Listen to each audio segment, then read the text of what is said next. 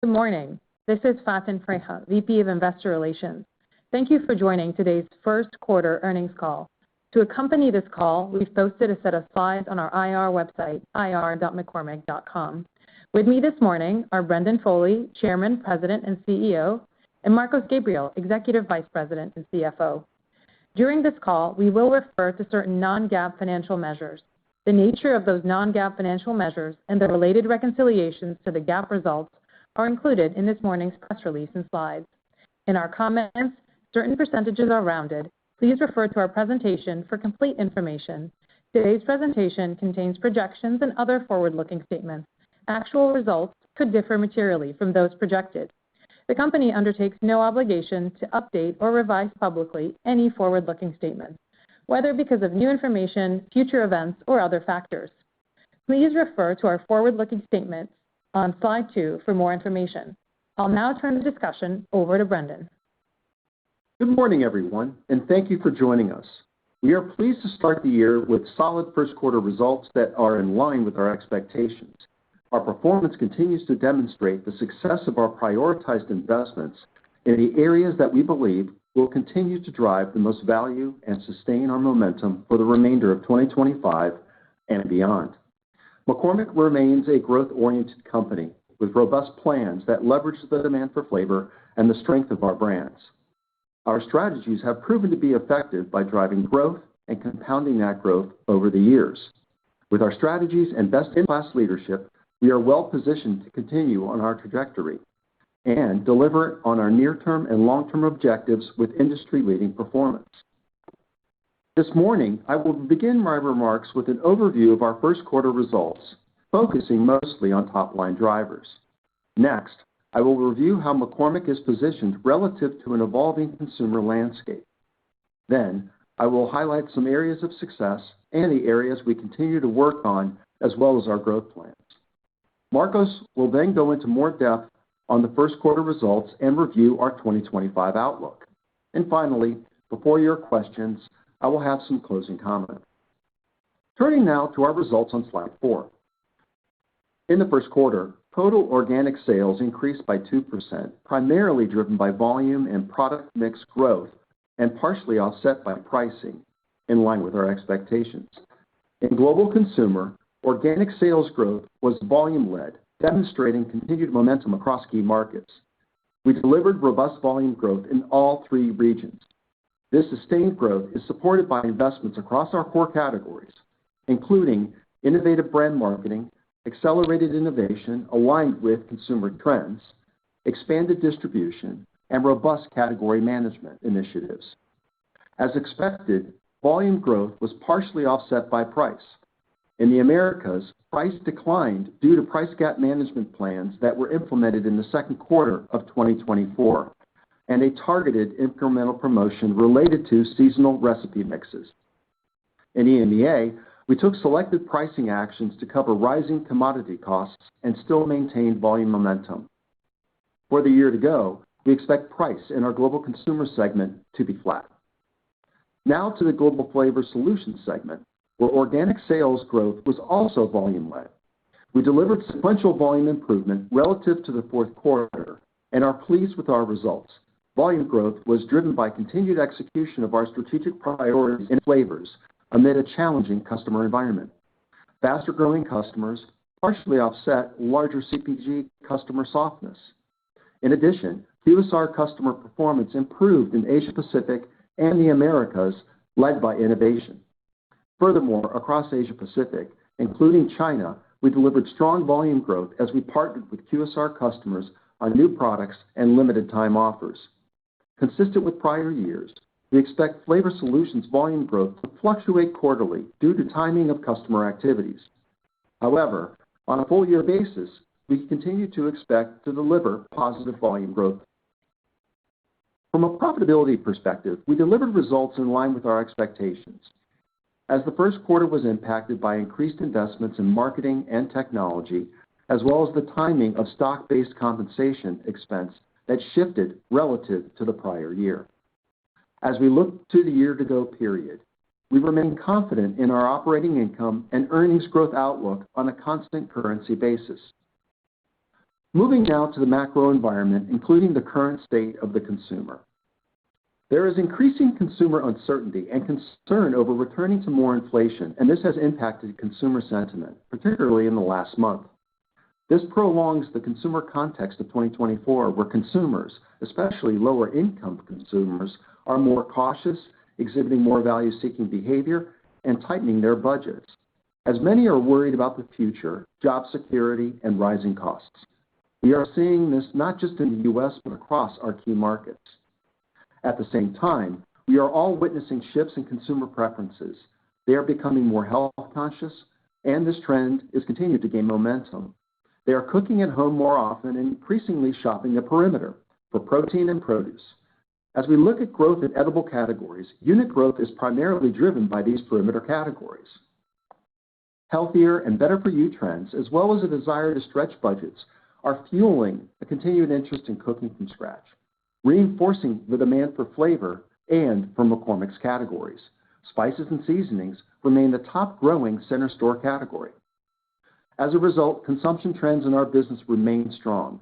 Ultimately, we expect the global consumer segment to continue to benefit from these secular trends, and we have the plans and advantage portfolio to capitalize on them.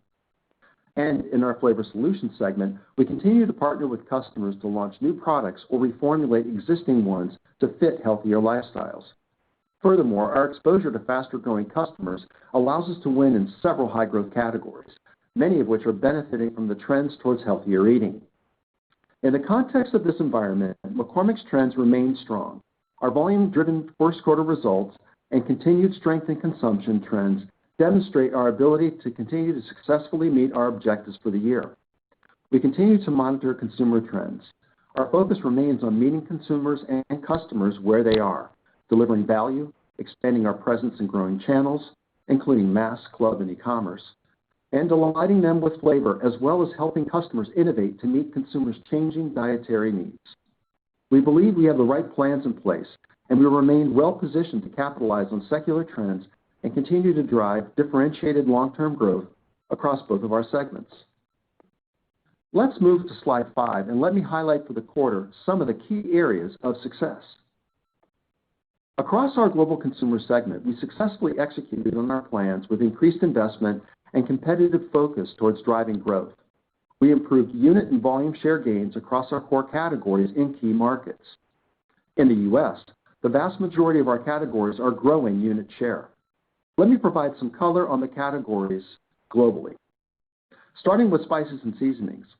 In Americas, EMEA, and Asia Pacific, including China, we delivered strong volume growth. In the U.S., we drove unit and volume share growth, outpacing private label for the third consecutive quarter. In addition, we drove market share gains in Canada and China. In recipe mixes, we continued to strengthen consumption trends in the Americas and drove unit and volume share gains in the first quarter. In the U.S., McCormick gravy and chili recipe mixes were a significant growth driver as they deliver on the value and convenience consumers are seeking. In addition, we are outpacing the total category in total new buyers, as well as dollars per buyer. In Canada, we drove dollar, unit, and volume share gains. In mustard, we made great progress globally over the last 4 quarters and are pleased to see that our plans are driving great results. In the first quarter, we drove dollar, unit, and volume share gains in the Americas. In Poland, one of the top mustard-consuming countries, our mustard consumption continues to grow, and we are also realizing dollar share gains. In addition, we are gaining dollar share in the UK. In hot sauce, our plans continue to yield great results. In the U.S., we drove positive unit share gains reflecting significant progress.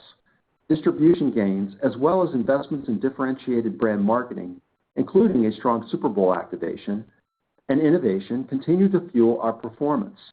Outside of the U.S., we are gaining market share in France, the UK, and Australia. Additionally, we continue to make progress on total distribution points.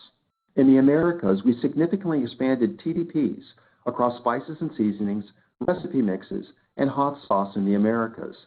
In EMEA, we are seeing broad-based distribution gains in spices and seasonings and hot sauce. We are also gaining distribution in high-growth channels like discounters and e-commerce. In Asia Pacific, our business in China is recovering gradually relative to the prior year, as expected. We delivered strong performance amid a continually challenged environment. Growth in our categories, including spices and seasonings and condiments, outpaced the market, which included the Chinese New Year holiday. Moving to Flavor Solutions, we saw strength in our technically insulated high-margin product category, flavors. In flavors, in the Americas, we remain focused on being the partner of choice across our 4 taste competencies: savory, heat, naturally sweet, and citrus and fruit. As a result of this continued focus, we are winning new customers and gaining share. We outperformed the industry across many end categories, including alcoholic and non-alcoholic beverages, as well as snacking bars. Partially offsetting this is the softness we continue to see in larger CPG customer volumes. QSR trends improved in the Americas and in Asia Pacific. In the Americas, we are continuing to drive innovation with our customers, driving volume growth amid soft foot traffic. In China and Australia, our customers' new products and promotions are driving strong volume growth. In Southeast Asia, volume growth benefited from our customers lapping the impact of geopolitical boycotts in the prior year. Let me now touch on some areas where we are seeing some pressure. The areas of pressure are primarily in our Flavor Solutions business. In the Americas and in EMEA, some of our CPG customers continue to experience softness in volumes within their own businesses. We continue to work on offsetting these trends through innovation and collaboration with customers and by winning new customers. The food service environment remains challenged. While our food away from home performance continues to outpace the industry, we are seeing flat performance in branded food service in the Americas, as well as some of our customers are seeing softness in their volumes due to a slowdown in foot traffic. QSR traffic remains soft in EMEA. We have seen this pressure impact our results for several quarters. It's difficult to predict QSR traffic. However, we are collaborating with our customers as they focus on improving their volumes through innovation and value and aligned with consumer trends. As outlined on slide 6, our growth plans remain consistent to drive growth through category management, brand marketing, new products, our proprietary technologies, and our differentiated customer engagement. Our growth levers are supported and enhanced through data and analytics as we continue to accelerate our digital transformation. Our base business is strengthening across major markets and core categories, and we have a number of initiatives in flight that will continue to drive this performance and differentiation. Let me focus on brand marketing, as our plans across all categories are supported by our global brand marketing initiatives. We are prioritizing investments to connect with consumers and fuel growth. Our differentiated brand marketing is driven by a combination of factors. In addition to maintaining a high share of voice, we are committed to having the best content in our categories, content that inspires and educates consumers and reaches them at the right points on their path to purchase and on their flavor or diet journey. From flavor exploration to menu planning to shopping and cooking, and even to eating and sharing the experience online. In the first quarter, brand marketing spend increased against the high spend in the prior year, as expected. This increase was broad-based and a key driver in supporting volume growth for this quarter, as well as for maintaining our volume momentum for 2025. Through our efforts across multiple channels and by leveraging our digital capabilities, we are driving further household penetration and increasing buy rates across our core categories. Our holiday campaigns across our regions proved successful. Our marketing campaigns in the Americas highlight our everyday value, innovation, and point of difference to consumers, and are supporting our volume growth and driving share gains. Our Frank Super Bowl activation campaign with Paris Hilton was very successful. We gained new buyers, and media and consumer sentiment was incredibly positive. To wrap up our growth plans, although we are navigating in a difficult environment, we remain confident in the long-term health of our business and in our fundamentals, and in delivering our 2025 financial outlook on both near-term and long-term objectives. We remain focused on investing behind our growth levers to continue to drive differentiated performance. Now, over to Marcos. Thank you, Brendan, and good morning, everyone. Starting on slide 8, our total organic sales grew 2% for the quarter. This increase was volume-led, with more than 2% volume and product mix growth, partially offset by pricing. Moving to our consumer segment on slide 9, organic sales increased 1% as volume growth of 3% was partially offset by a 2% impact of pricing investments. Consumer organic sales in the Americas was flat. 3% volume growth was offset by price investments. Volume growth was strong across our core categories and was driven by our investment in brand marketing, innovation, and category management. In terms of pricing, the decline primarily reflects the price gap management investments that were mostly in place in the second quarter of 2024, as well as incremental and targeted promotional activities. In EMEA, we grew consumer organic sales 4%, driven by a 2% increase in volume and 2% increase in price. The volume growth was broad-based across product categories in our major markets. We're pleased with the strong sustained volume growth in EMEA. As Brandon mentioned, we took selective pricing actions in EMEA to offset commodity costs. Consumer organic sales in the Asia-Pacific region increased 3%, driven by a 2% increase in volume and 1% contribution from price. This growth reflects the gradual recovery we expected in China. We're pleased with our performance and expect these trends to continue through 2025. Turning to our Flavor Solutions segment on slide 10, first quarter organic sales increased 3%, driven by volume growth of 2% and a 1% contribution from price. In the Americas, Flavor Solutions organic sales increased 4%, reflecting 3% price contribution and 1% volume growth. Our results reflect a strong performance with faster-growing flavor customers and improved QSR growth, which were partially offset by soft CPG customer volumes. The price contribution is primarily related to currency in Latin America. In EMEA, organic sales decreased by 4%, including a 2% decline from price and a 2% impact of lower volume and product mix, reflecting the impact of soft CPG and QSR customers' volumes. In the Asia-Pacific region, Flavor Solutions organic sales increased 15%, with volume growth of 16% driven by QSR customer promotions, limited-time offers, as well as new products, partially offset by pricing. Moving to slide 11, as expected, gross profit margin expanded by 20 basis points in the first quarter versus the year-ago period, driven primarily by the benefit from our Comprehensive Continuous Improvement Program, or CCI. Selling, general, and administrative expenses, or SG&A, increased relative to the first quarter of last year, driven primarily by a shift in timing of our stock-based compensation expense from the second quarter into the first quarter, as well as increased investment in technology and brand marketing as expected. For the quarter, adjusted operating income declined by 5%. Excluding the impact of currency, adjusted operating income decreased by 3%. This decline was driven by the increased SG&A expenses I just mentioned. Our first quarter adjusted effective tax rate was 22%, compared to 26% in the year-ago period. Our tax rates this past quarter benefited from discrete tax items. Our income from unconsolidated operations in the first quarter declined 18%, primarily due to the strengthening of the U.S. dollar against the Mexican peso. Turning to our segment operational results on slide 12, adjusted operating income in the consumer segment decreased 17%, or 16% in constant currency. The decrease was primarily due to pricing and increased SG&A costs, including brand marketing and technology investments, partially offset by cost savings generated by our CCI program. Looking ahead, we expect consumer adjusted operating income margin expansion to normalize in the year-to-go period.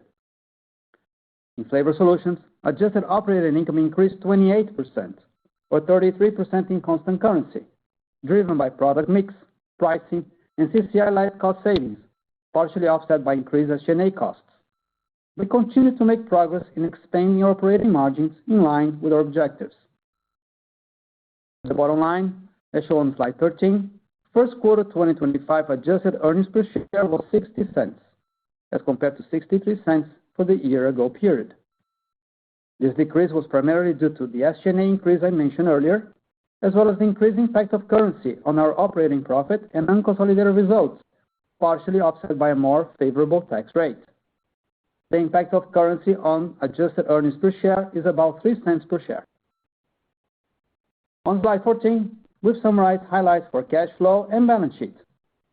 Our cash flow from operations for the first quarter of 2025 was $116 million, compared to $138 million in 2024.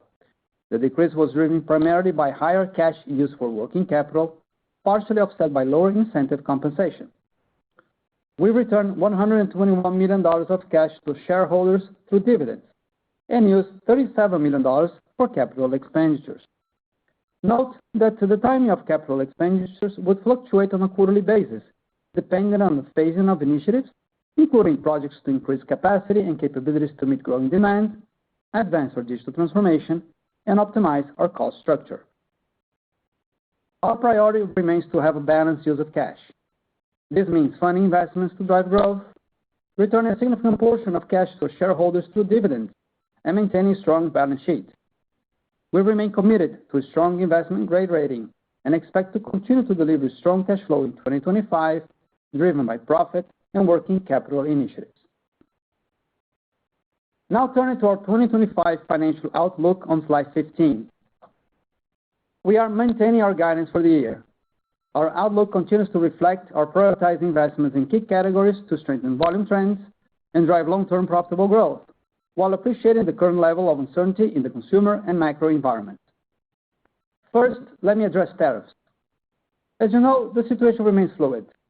At this time, we plan to offset costs related to U.S. import tariffs on China with our CCI savings and some very targeted price adjustments. Our focus remains on safeguarding the health and competitiveness of our brands, sustaining the growth momentum in our business, and maintaining transparency with our customers. We don't believe our current plan actions will be material to the total business or will have a significant impact on our volume mix outlook for the year. That said, due to continued uncertainty on this topic, our outlook does not include any additional impact from tariffs that could potentially be implemented this year. As things evolve, we'll provide updates on our outlook within our typical reporting cadence. Turning now to the details of our outlook. Currency rates are still expected to have a 1-point negative impact on both net sales and adjusted operating income, and 2 points on adjusted earnings per share.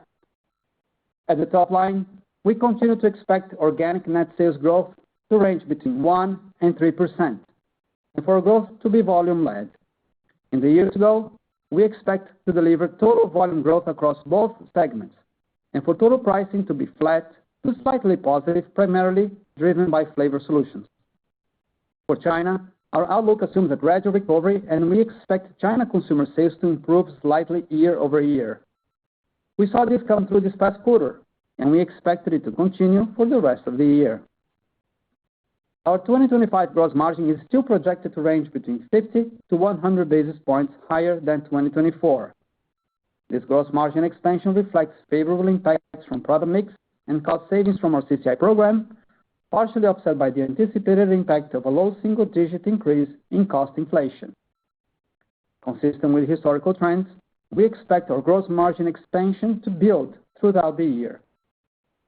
In addition to our gross margin expansion, we expect SG&A benefits from cost savings to be partially offset by investments in technology, as well as brand marketing to drive volume growth. For the year, we expect our brand marketing spend to increase in the high single digits, reflecting a double-digit increase, partially offset by anticipated CCI savings. As a result, our adjusted operating income is expected to grow 4 to 6% in constant currency. Similar to our gross margin trends, we expect growth in our operating income to build throughout the year. This remains a balanced outlook that gives us the flexibility to continue to invest in the business while expanding margins in line with our 2028 objectives. In terms of tax, we expect our tax rate to be approximately 22% for the year, compared to 20.5% in 2024, where we benefited from a number of discrete tax items that are not expected to repeat in 2025. We expect our income from unconsolidated operations to decline in the mid-teens range in 2025, reflecting the strengthening of the U.S. dollar against the Mexican peso, which is impacting the results of our largest joint venture, McCormick in Mexico. To summarize, our 2025 adjusted earnings per share projection of $3.03 to $3.08 on a reported dollar basis reflects currency headwinds and the impact of the increased tax rate relative to the prior year. On a constant currency basis, adjusted EPS is still expected to grow between 5% and 7%. To wrap up, our continued volume growth underscores that our plans are yielding results and sustaining this differentiated performance. Looking ahead, our cost savings programs will continue to fuel our investments and drive margin expansion, and we remain confident in the underlying fundamentals of our business and in delivering on our 2025 financial outlook, near-term and long-term objectives. Thank you, Marcos. Before moving to Q&A, I would like to close with our key takeaways on slide 16. While the environment has gotten more challenging and consumer sentiment has been impacted, we have managed through these environments in the past, and we expect to navigate through this successfully as we continue to refine and align our plans. The long-term trends that fuel our categories, consumer interest in healthy, flavorful cooking, heat, flavor exploration, and trusted brands continue to be strong. And importantly, consumer interest in cooking is growing. We continue to execute on our strategic roadmap with speed and agility and in alignment with consumer trends, further capitalizing on our attractive categories across segments and driving category leadership. Our results demonstrate that we are investing in the areas that drive the most value, and we expect to maintain this momentum. We also expect to continue to expand margins and manage our cost as we are investing in the business. These improvements are led by our favorable product mix and cost savings programs. Our performance, historically and over the last few quarters, coupled with our growth plans, give us confidence in achieving our near and long-term objectives. Ultimately, we believe the execution of our growth plans will be a win for consumers, customers, our categories, and McCormick, which will continue to differentiate and strengthen our leadership. Finally, I want to recognize all McCormick employees for their dedication and contributions and reiterate my confidence that together we will continue to drive differentiated results and shareholder value. Now for your questions. Thank you. We'll now be conducting a question and answer session. If you'd like to ask a question, you may press star 1 from your telephone keypad, and a confirmation tone will indicate your line is in the question queue. You may press star 2 if you'd like to withdraw your question from the queue. For participants using speaker equipment, it may be necessary to pick up your handset before pressing the star keys. One moment, please, for the first question. Thank you. Our first question will be coming from the line of Andrew Lazar with Barclays. Please proceed with your questions. Great. Thanks so much. Good morning, everybody. Good morning, Andrew. Morning, Andrew. I think on last quarter's call, you had guided to operating profit in fiscal 1Q to be sort of flat to slightly down.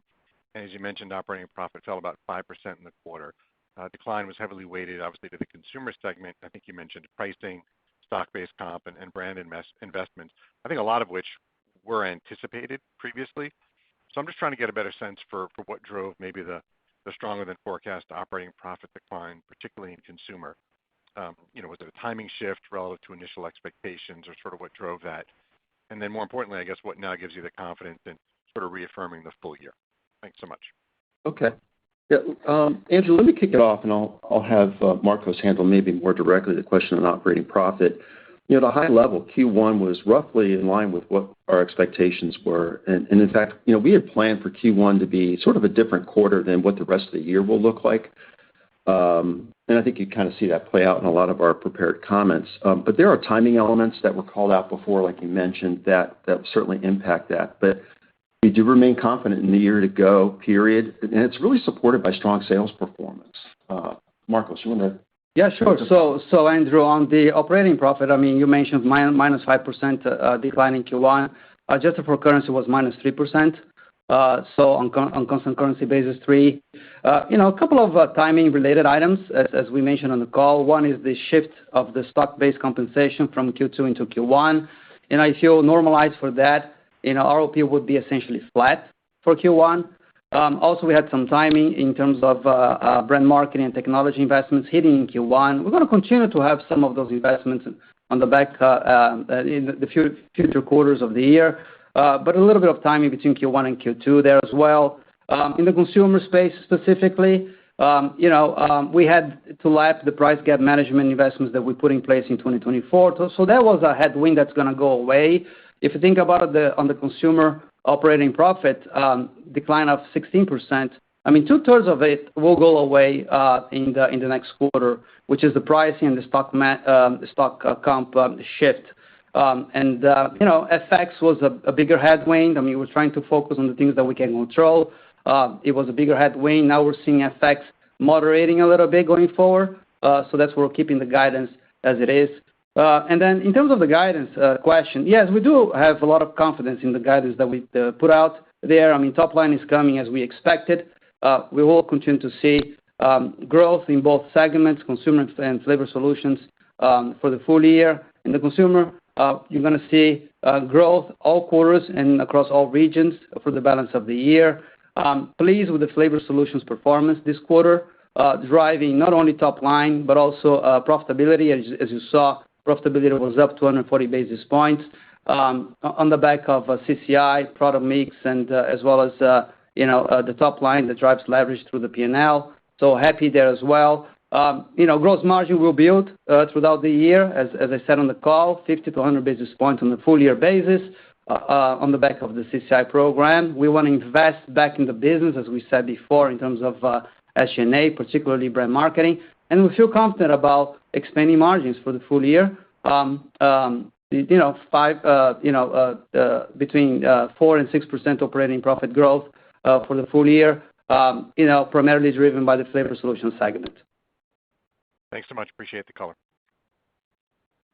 Sure. Our next questions are from the line of Peter Galbo with Bank of America. Please proceed with your question. Hi, good morning, guys. Good morning.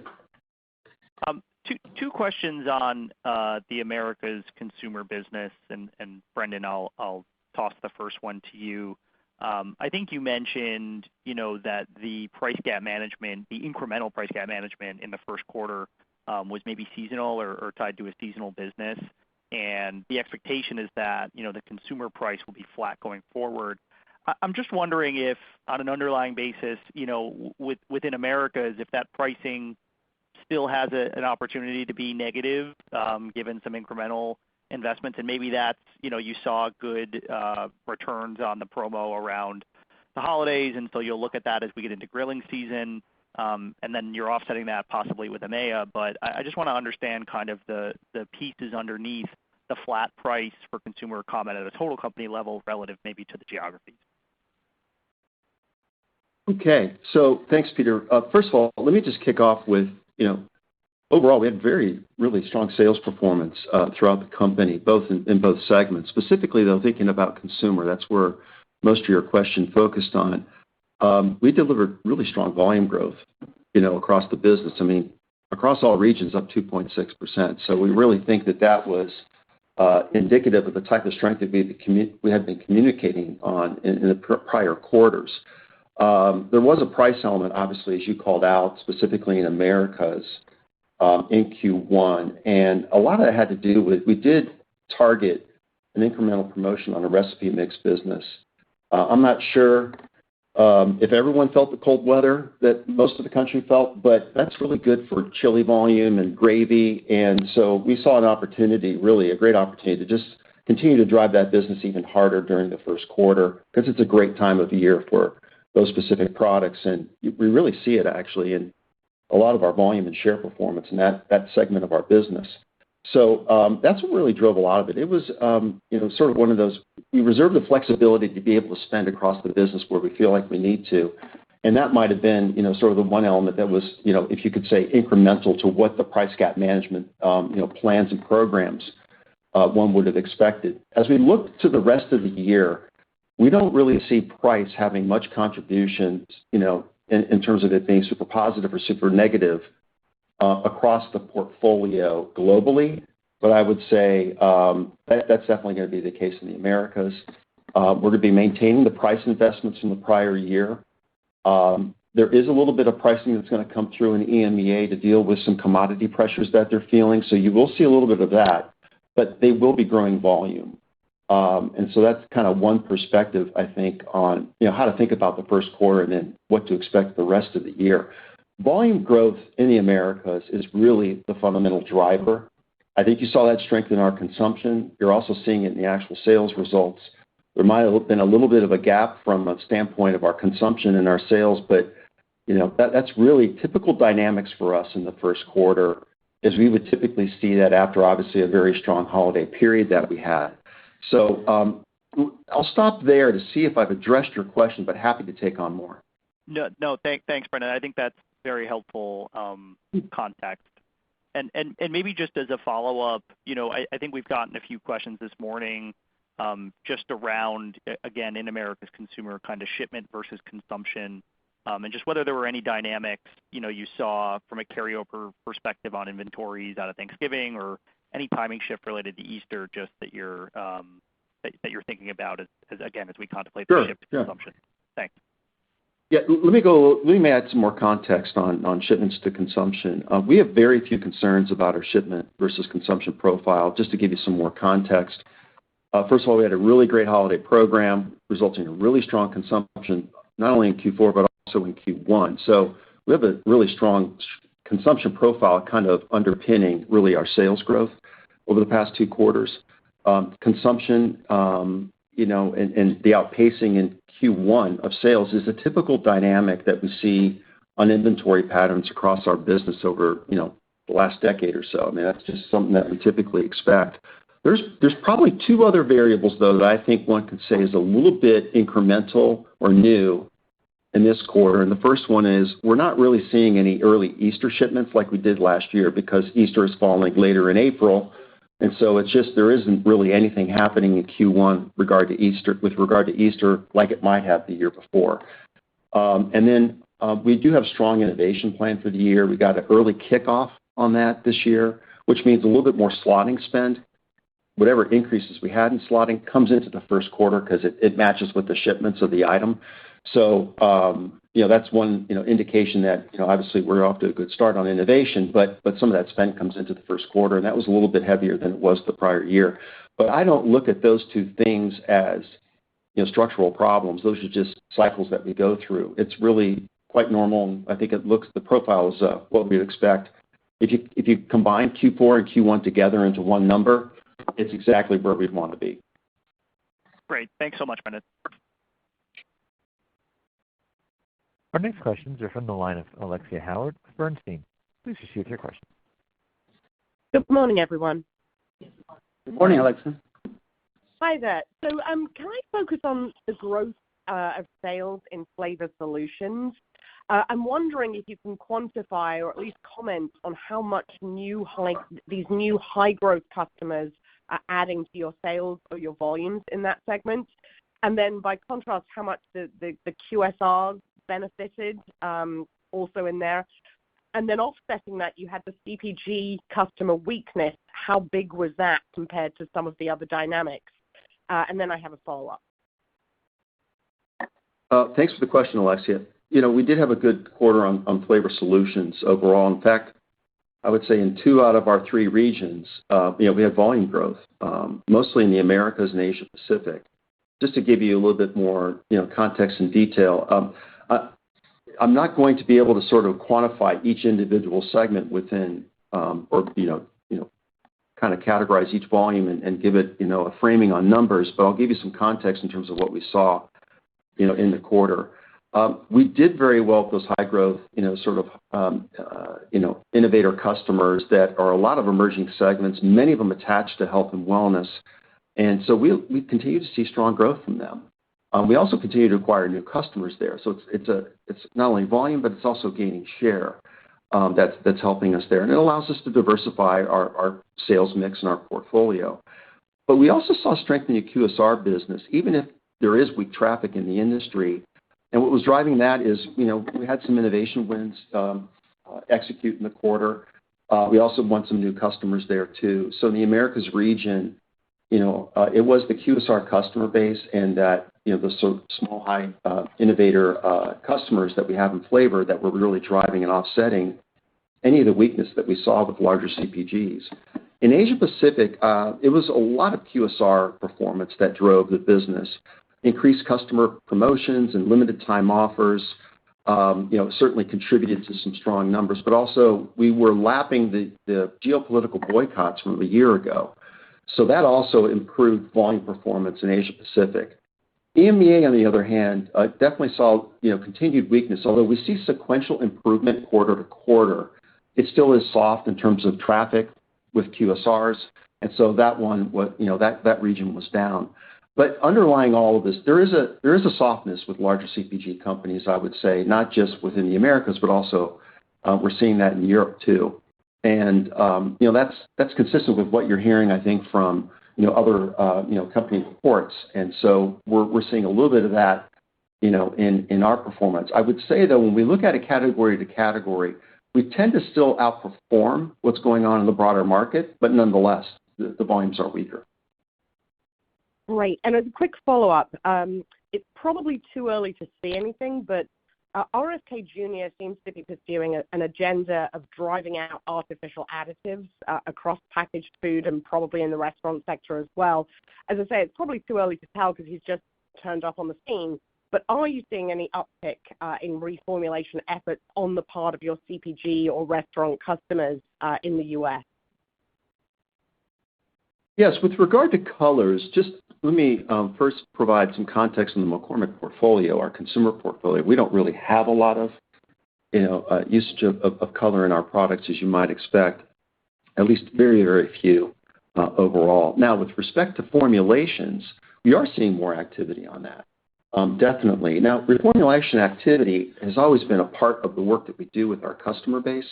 And we've been doing that for quite some time, but we are seeing a tick up in reformulation activity, and that would align with what you're seeing and being written out in the news media regarding what we're hearing from the new administration. But it isn't just colors; it's also sodium. We've always been working on sodium. It's also about just working on trends that are certainly positive, like hydration, functional foods, high protein. We're seeing reformulation activity across our customer base, but also a lot of new product activity too. Great. Thank you very much. I'll pass it on.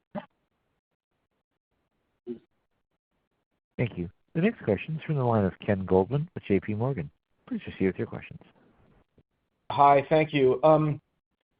Understanding the situation changes daily or sometimes hourly, what should investors be looking for in terms of key tariff risks ahead, as well as, I guess, related headwinds and, actions that the company will take in response? And I know these are myriad in nature, but anything you're really keeping an eye on that we should also be following, I think would be helpful. Excuse me.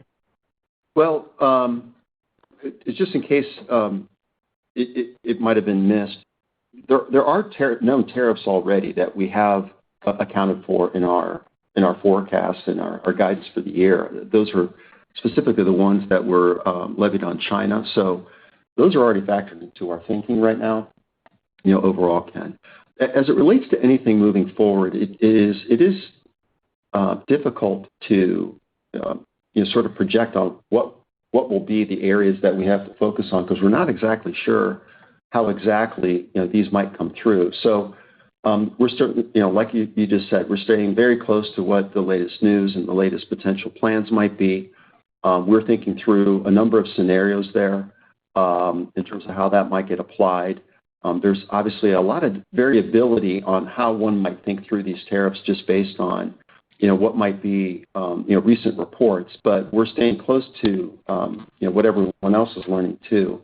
I think from a broader standpoint, I would just say, these are situations that we've dealt with in the past, and we expect to be able to deal with them successfully moving forward too. Depending on where the tariff might be in terms of country or on type of sort of raw ingredient or finished good. I mean, this is quite varied, I would say, and as you might expect, complex. But we're prepared to work through it when we know exactly what will happen. Okay, thank you. And then a quick follow-up. I recognize that giving quarterly guidance isn't always your practice, but just in light of some of the moving pieces in the first half and some of the conversation about pricing and SBC shifts, how would you like us to sort of think about directionally EBIT and EPS in 2Q, either relative to 1Q or versus a year ago? Just, I think any help you can get or we can get in sort of narrowing that would be useful. Thank you.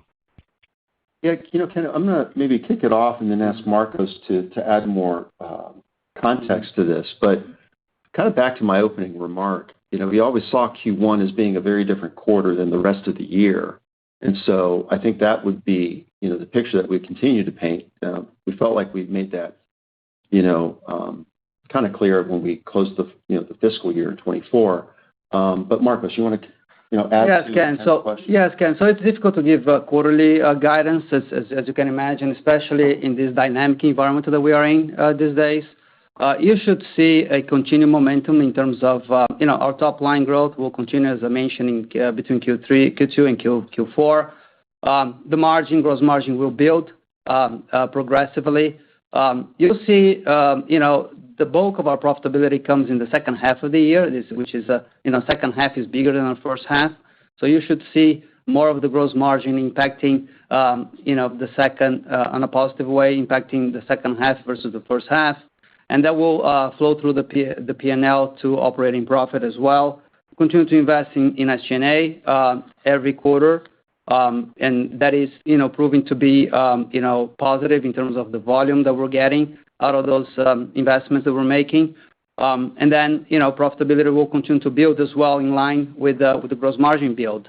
So you should see some of the flip and timing related items that impacted in Q1 as a tailwind into Q2, but then continue to build gross margin and operating margin through the balance of the year.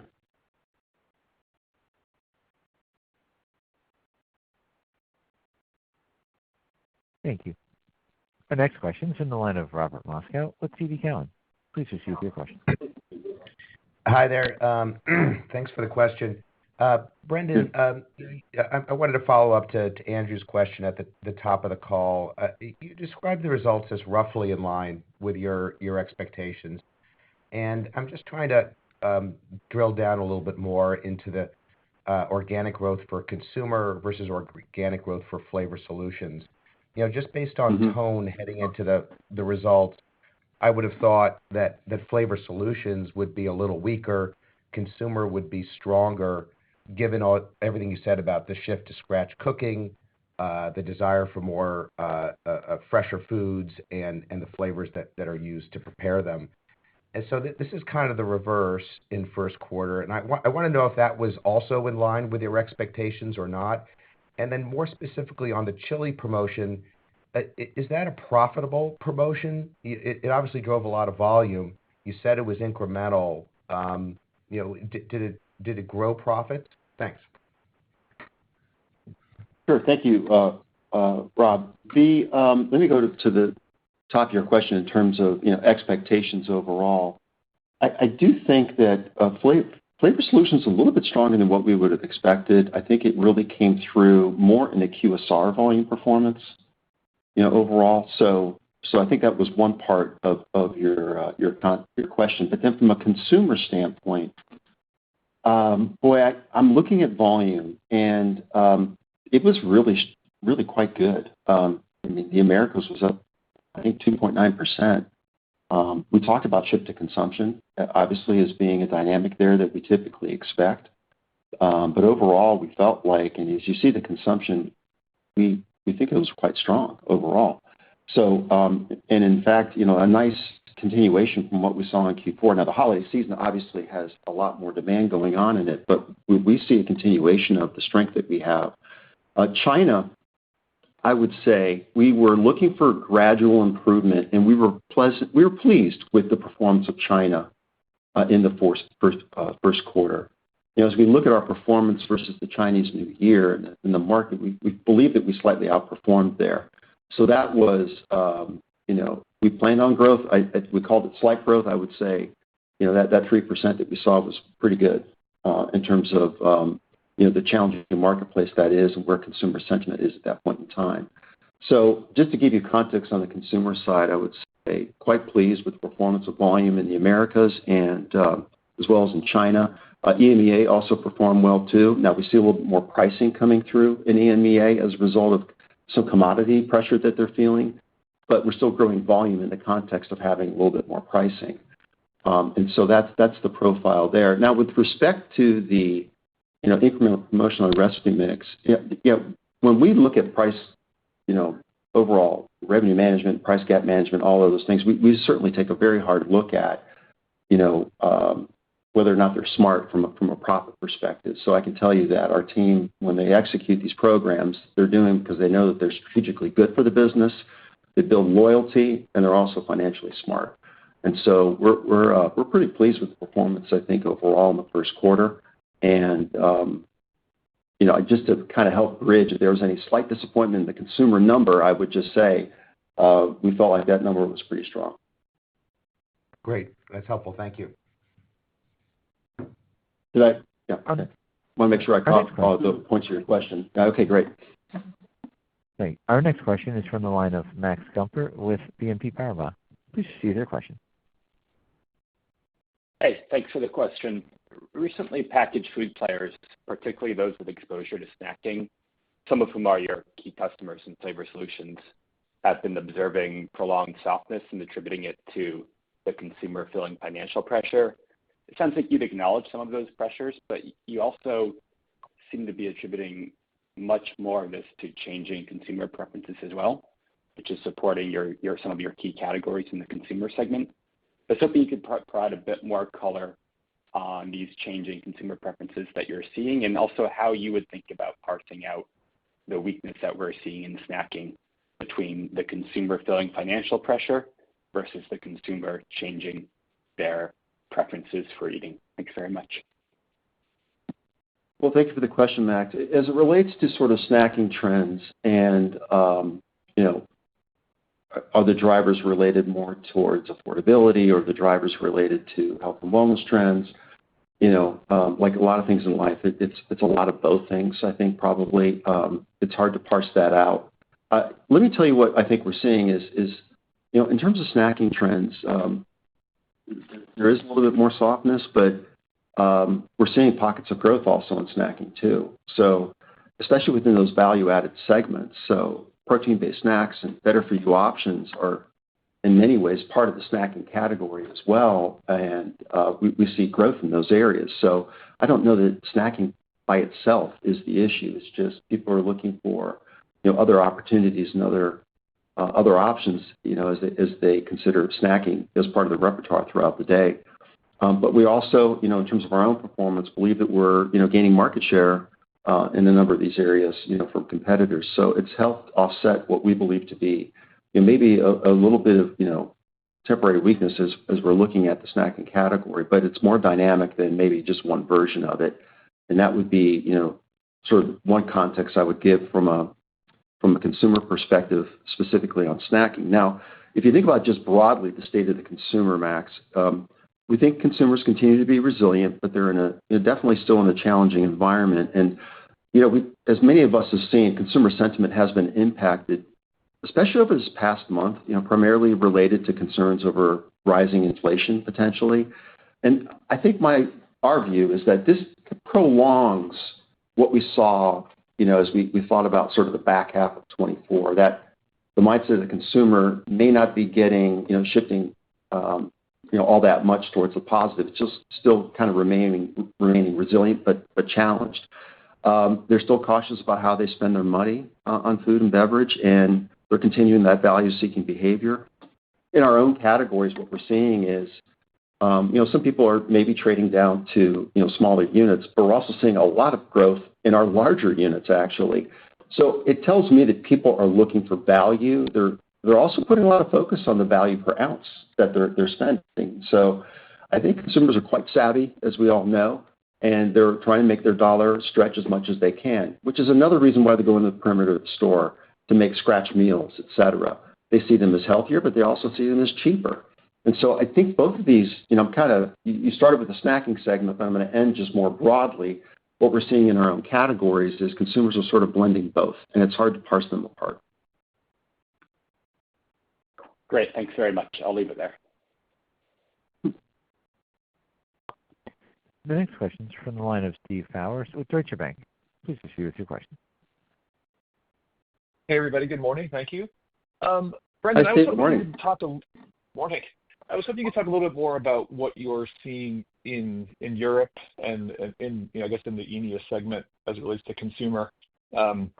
Volume growth there as well this quarter, and you've got some pricing coming through because of the commodity backdrop. But at the same time, you cited other CPG companies in Europe kind of facing parallel dynamics as we're seeing here in the U.S. with consumer weakness. So as you think about the progression of demand in Europe over the balance of the year, I guess how are you sort of thinking through the scenarios there, and is there incremental investment that may have to be put into place in Europe as well as the year goes on to offset some of that demand weakness? Thanks, Steve. Well, in Europe specifically, let me step back. We do a lot of proprietary research throughout the year, frequently throughout the year. And we're trying to understand consumer sentiment, not only with cooking and shopping and value and inflation, et cetera, many topics, but we do this almost every quarter. And that helps us understand what the sentiment of the consumer is, especially, let's say, comparing Europe to the U.S. or other big markets that we operate in. What's striking to us is the similarity that we're seeing from a U.S. consumer sentiment broadly with European. And so very similar trends in terms of, hey, I'm cooking from scratch more often. I'm eating at home more often than I did. I'm looking for value. Overall, we see growth in discounters as an example of that, which we're gaining distribution in. We also see performance of e-commerce really accelerating too. So people are looking for sort of that convenience overall, and that's accelerating quite nicely in that marketplace. So we're seeing somewhat of a similar sort of parallel, if you will, behaviors and sentiment from a consumer standpoint. The worry of inflation is just as high there as it would be here in the U.S. And so that's coming through in the data that we're looking at. So I don't know that I could pinpoint something uniquely different in Europe that's happening in the U.S. right now. Okay. Maybe if I could just follow up. So is there, as we see net positive pricing flowing through your business, this quarter and over the course of the year as expected, is what we're really seeing in there is sort of commodity-based pricing offset by promotional investments and the like, or is the need to invest in value not quite as strong as the U.S. despite those dynamics? The commodity inflation that we're experiencing there is not broad-based. It's very targeted on specific items. And so, as you know, for example, we have a homemade desserts business in France. And so, they're very, very specific items are receiving, some inflation there. And so think about this as, quite targeted. But still, having said that, we're focused on making sure that we have the right price points on shelf. It isn't necessarily through promotions only, but it's also through, just sort of that, making sure price gap management, that we're getting to the right price point on the shelf. But I do want to illustrate that's more of a targeted issue from a commodity standpoint, not broad-based. Yeah, understood. Thank you so much. Sure. Our next question is from the line of Tom Palmer with Citi. Please proceed with your questions. Good morning, and thanks for the question. Maybe just to start out, I wanted to clarify an element of Ken's question from earlier. I appreciate the sales momentum and the expectation for gross margin to build as the year progresses, but I wanted to just clarify on SG&A, given some of the timing items that were called out in 1Q. I think traditionally, SG&A dollars in the second quarter are quite a bit higher than we see in the first quarter. Does this still hold this year, or was there enough pull forward of some of these items into 1Q that'll be a bit more balanced? It is going to be balanced between Q1 and Q2. You should look at those two quarters together, Tom, as you think about the SG&A line. There's a shifting to Q1, a negative shifting to Q1, as I explained, but that's going to be a tailwind into Q2. Brand marketing technology will continue across both quarters. So Q1, you saw some of that, a little bit more heavily than anticipated, but it's going to come back in Q2 as well. We're going to continue to invest on the back of those two items. So I would look at it as the combination of Q1 and Q2 for a more of a normalized view on SG&A. Okay, thank you. And I wanted to ask on Canada, we've seen headlines about weaker sales for U.S. brands. Are you seeing any of that at this point? And just any refresher on your exposure to Canada? Thank you.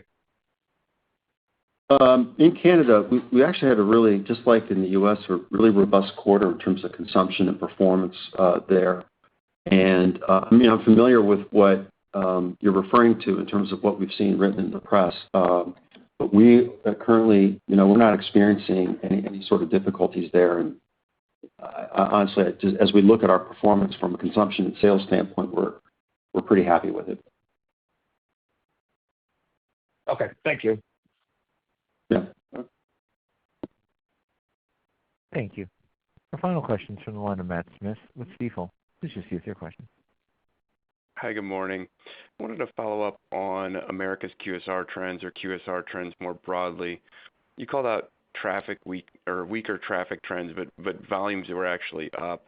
Can you talk about the drivers of growth that more than offset that traffic weakness and your expectation for the rest of the year in terms of industry traffic trends and your ability to outpace the industry traffic?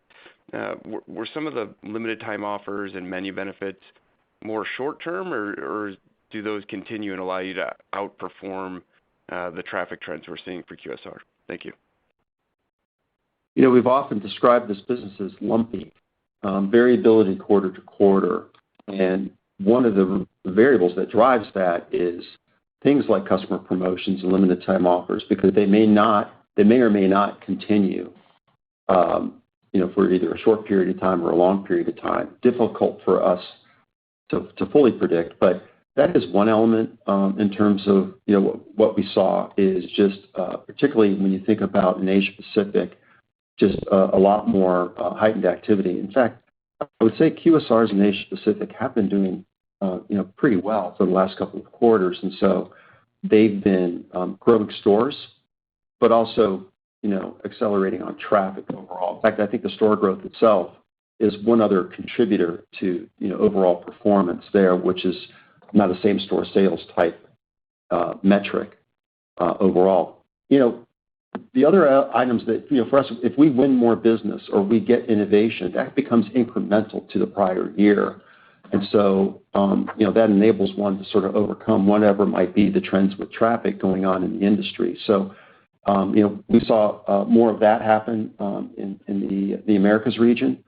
And that is an example of, something that isn't necessarily short term, but rather it's something that, we're continuing to sort of improve our sales mix by either winning new customers or getting new products overall, or selling them new products, if you will. So that's the other context there, which is, equivalent to gaining share, if you will. Thank you, Brendan. I'll pass it on. Sure. Thank you. I'll now turn the call back to Brendan Foley for closing remarks. Thank you all for joining today's call. If you have any further questions regarding today's information, please feel free to contact me. This concludes our conference call for this morning.